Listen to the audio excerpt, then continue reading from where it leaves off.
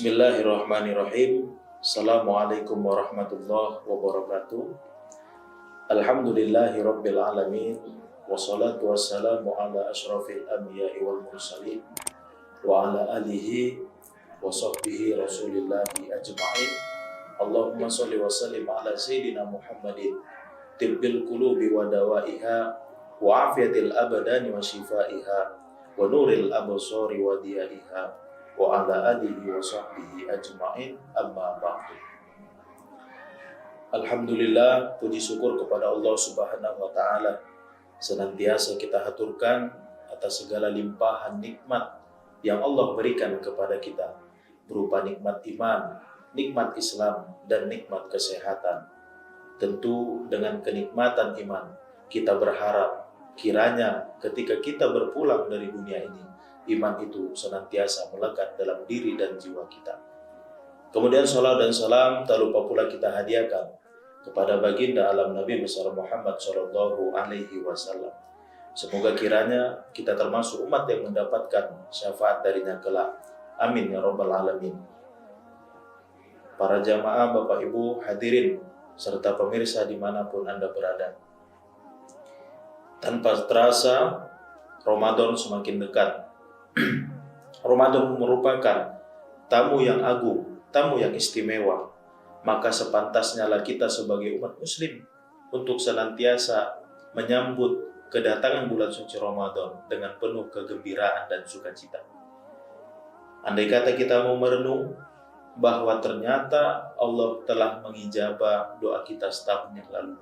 Di penghujung Ramadan yang lalu kita berdoa kepada Allah, Ya Rabb, balik umurana ila sanatil atiyah. Maka pada hari ini tanpa terasa Ramadan telah ada di depan mata.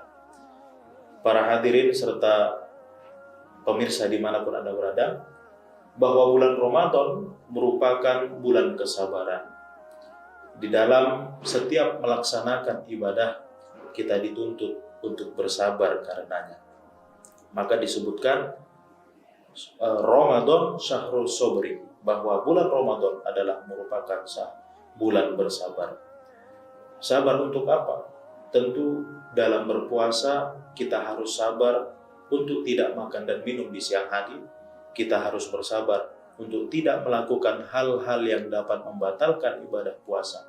Maka itulah pentingnya mengapa kita harus bersabar. Oleh karenanya ada 3 hal yang harus kita latih dalam diri kita selama pelaksanaan ibadah bulan suci Ramadan. Yang pertama adalah sabar dalam melaksanakan ketaatan kepada Allah Subhanahu wa taala. Kita tahu bahwa dalam perjalanan puasa, dalam pelaksanaan ibadah puasa di siang hari kita dilanda dengan berbagai macam kegiatan, berbagai macam aktivitas yang mengakibatkan kita lelah, mengakibatkan kita perlu asupan gizi dan nutrisi. Namun karena bentuk ketaatan kita kepada Allah Subhanahu wa taala dalam momentum ibadah puasa, maka kita harus menahan diri dan menghindarkannya sampai tiba waktu buka.